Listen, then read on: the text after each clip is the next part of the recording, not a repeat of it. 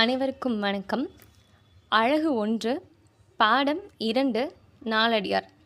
நாலடியார் 14 கீழ்க்கணக்கு நூல்களுள் ஒரு நீதி நூல்.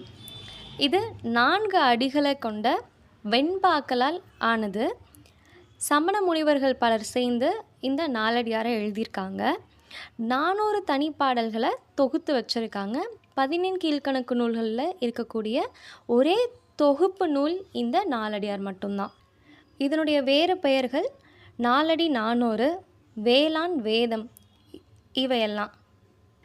திருக்குறளுக்கு இணையான நீதி நூல்களில் நாலடியாரும் ஒன்று. ஒரு பழமொழி இருக்குது, ஆலும் வேலும் பல்லுக்குருதி, நாலும் இரண்டும் சொல்லுக்குருதி.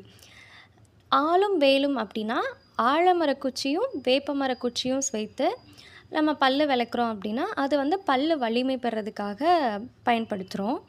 நாலும் இரண்டும் சொல்லுக்குருதி அப்படின்னா 4 அப்படிங்கிறது நாலடியாரில் வரக்கூடிய இந்த 4 வரி கொண்ட பாடல்களும், 2 அப்படிங்கிறது திருக்குறளையும் குறிக்குது. இந்த 4ம் 2ம் சொல்லுக்குருதி, ஒரு வலிமையான சொற்களையோ இல்லை ஒரு அரங்கத்தில் நம்ம பேசுகிறோம் அப்படின்னா இந்த வகையான பாடல்களை நம்ம படித்து வாழ்க்கையில் நம்ம அப்படி வாழ்ந்தோம் அப்படின்னா அது வாழ்க்கைக்கு நல்லது அப்படிங்கிறதுக்காக சொல்கிறாங்க. ஜியு போப் இந்த நூலை ஆங்கிலத்தில் மொழிபெயர்த்திருக்காரு. 12வது அதிகாரத்தில் இருக்கக்கூடிய மெய்மை அப்படிங்கிற அதிகாரம் நம்மளுடைய பாடப்பகுதியாக இருக்குது. பாடல் 1, இசையா ஒரு பொருள் இல்லென்றல் யாருக்கும் வசையன்று வையத்தியற்கை. இதில் என்ன சொல்கிறாங்க அப்படின்னா, தம்மால் தர முடியாத ஒரு பொருளை யாராச்சும் வந்து கேட்குறாங்க அப்படின்னா இல்லை அப்படின்னு சொல்கிறது எந்த விதத்துலேயும் தப்பில்லை அப்படின்றாங்க. இது உலகத்தோட இயற்கை தான். ஆனால் நம்மக்கிட்ட கேட்டவங்கிட்ட கொஞ்ச நாள் கழித்து நான் இந்த பொருளை கொடுத்துட்றேன், இல்லை கொஞ்சம் நேரம் கழித்து இந்த பொருளை கொடுத்துட்றேன் அப்படின்னு சொல்லி பொய் சொல்லிட்டு நம்பிக்கை கொடுக்கறது அப்படிங்கிறது செய் நன்றி மறந்தவனுடைய குற்றம் எந்த அளவுக்கு குற்றமோ அந்த அளவுக்கு குற்றம் அப்படின்னு சொல்கிறாங்க. பாடல் 2, தக்காரும் தக்கவர் அல்லாரும் தண்ணீர்மை எக்காலும் குன்றல் இலராவர். அக்காரம் யாவரே தின்னினும் கையாதாம் கைக்குமாம் தேவரே தின்னினும் வேம்பு. இந்த 2வது பாடலில் என்ன சொல்கிறாங்க அப்படின்னா, சான்றோரும் சான்றோர் அல்லாதவரும் எப்பொழுதுமே அவங்களோட குணத்துலேருந்து மாறவே மாட்டாங்க அப்படிங்கிறாங்க. இதுக்கு எடுத்துக்காட்டாக என்ன சொல்கிறாங்க அப்படின்னா, வெல்லம் யார் சாப்பிட்டாலும் இனிப்பாக தான் இருக்கும், வேப்பங்காய் தேவரே சாப்பிட்டாலும் கசக்க தான் செய்யும் அப்படின்னு சொல்கிறாங்க. அப்போது அவங்க நிலையில் இருந்து அவங்களுடைய குணங்களில் இருந்து எந்த காரணத்தினாலும் யாருமே மாற மாட்டாங்க அப்படிங்கிறத சொல்கிறாங்க. பாடல் 3, இதில் என்ன சொல்கிறாங்க அப்படின்னா, செல்வம் நம்மக்கிட்ட காசு நிறையா இருக்கும் பொழுது வானத்தில் நட்சத்திரங்கள் எவ்வளோ இருக்கோ அந்த அளவுக்கு நம்மளுக்கு உறவினர்கள் இருப்பாங்க. ஆனால் கொடிய வறுமையான இந்த காசு இல்லாத ஏழ்மை நிலை நம்மளுக்கு வந்துருச்சு அப்படின்னா நம்மளை சுற்றி யாருமே இருக்க மாட்டாங்க. அப்போ யார் நம்மளுக்கு உறவினராக இருக்காங்களோ அவங்க மட்டும்தான் நம்மளுக்கு நம்பிக்கைக்குரியவர்களாக இருப்பாங்க அப்படின்னு சொல்கிறாங்க.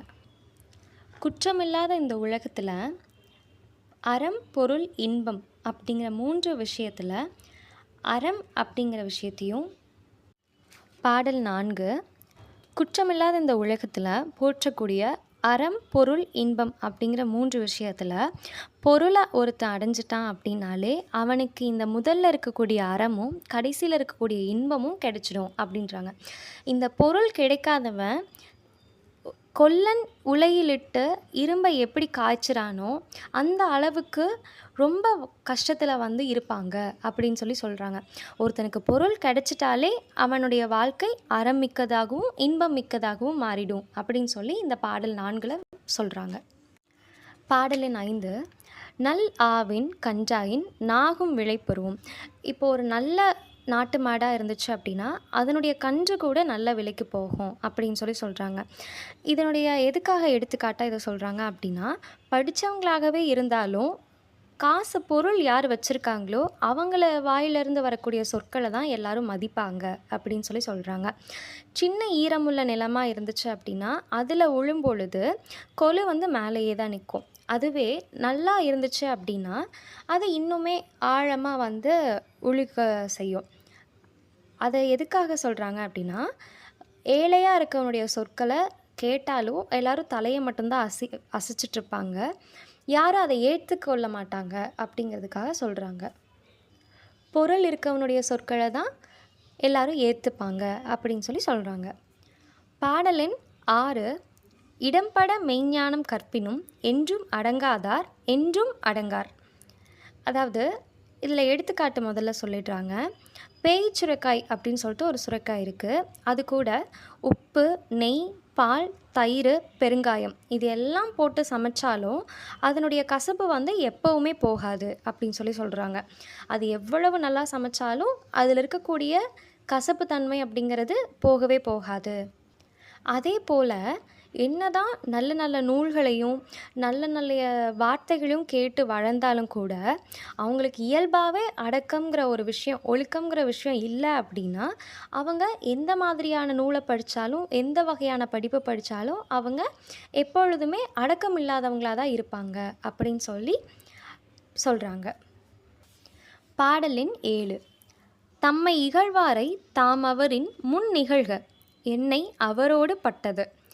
இதில் என்ன சொல்கிறாங்க அப்படின்னா, நம்மளை ஒரு காரணமும் இல்லாமல் யாராச்சும் பழி சொல்லிக்கிட்டே இருக்காங்க அப்படின்னா அவங்கள பற்றி பின்னாடி போய் நம்ம புறம் பேசக்கூடாது. அவங்களுக்கு எதிரிலேயே நம்ம அவங்க தப்பு தான் பண்ணுறாங்க அப்படிங்கிறத கண்டித்து அப்போயே சொல்லிடணும். அதை விட்டுட்டு பின்னாடி போய் புறம் பேசக்கூடாது அப்படின்னு சொல்லி சொல்கிறாங்க.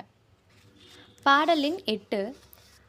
ஆ வேறுருவின ஆயினும் ஆ பயந்த பால் வேறுருவின அல்லவாம் பால் போல் ஒரு தன்மைதாகும் அறநெறி ஆ போல் உருவு பல கொழல் ஈங்கு.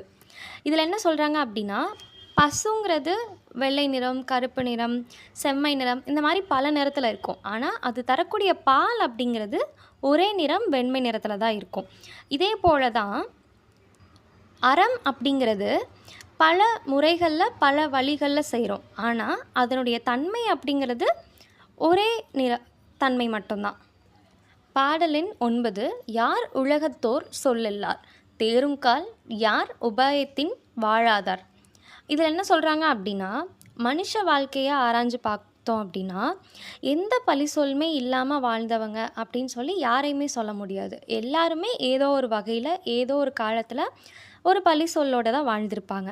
எந்த தொழில் இல்லாமையும் வாழ்ந்தவங்க அப்படின்னு சொல்லி யாரையும் சொல்ல முடியாது. வாழ்நாள் முழுக்க எந்த துன்பமும் இல்லாமல் வாழ்ந்தவங்களும் யாரும் சொல்ல முடியாது. பிறந்தது முதல் இறந்தது வரையும் செல்வத்தோடையும் பொருளோடையும் செல்வ செழிப்போடையும் வாழ்ந்தவங்கன்னு சொல்லி நம்மளால் யாரையுமே சொல்ல முடியாது. அதனால் வாழ்க்கையில் எல்லாமே வரும், எல்லாமே போகும். நம்ம கடைசி வரைக்கும் அறத்தை செஞ்சு அறத்தோடையே வாழணும் அப்படிங்கிறத சொல்கிறாங்க. பாடலின் 10. தான் செய் வினையல்லால் தம்மொடு செல்வது மற்று யாங்கனும் தேரின் பிரிதில்லை ஆங்குதாம் போற்றி புனைந்த உடம்பும் பயமின்றே கூற்றம் கொண்டு ஓடும் பொழுது. எந்த மாதிரி ஆராய்ஞ்சு பார்த்தாலும் இந்த உயிருக்கு துணையாக வர்றது வந்து வேறு எதுவுமே கிடையாது. நம்ம செய்யக்கூடிய நல்வினைகள் மட்டும்தான். நல்ல செயல்கள் நம்ம செஞ்சுருந்தோம் அப்படின்னா நம்மளுக்கு நல்வினைகள் அப்படிங்கிறது நம்ம கூட எப்பயுமே துணையாக இருக்கும். எந்த வித தீங்குகளும் நம்ம செய்யக்கூடாது அப்படிங்கிறதுக்காக சொல்கிறாங்க. இதுக்கு எடுத்துக்காட்டாக என்ன சொல்கிறாங்க அப்படின்னா, நம்ம என்னதான் வந்து நல்ல ஒரு ஆடை வாங்கி நல்ல அலங்காரம்லாம் செஞ்சு பளபளன்னு நம்ம எப்பயுமே இருந்தாலும் கூட நம்மளுடைய உயிரை எமன் எடுத்துகிட்டு போகும் பொழுது நம்மளுடைய நல்வினைகள் மட்டும்தான் நம்ம கூட வரும். மற்றபடி இந்த ஆடை, அலங்காரம், ஆபரணங்கள் எதுவுமே நம்ம கூட வரப்போகிறது கிடையாது.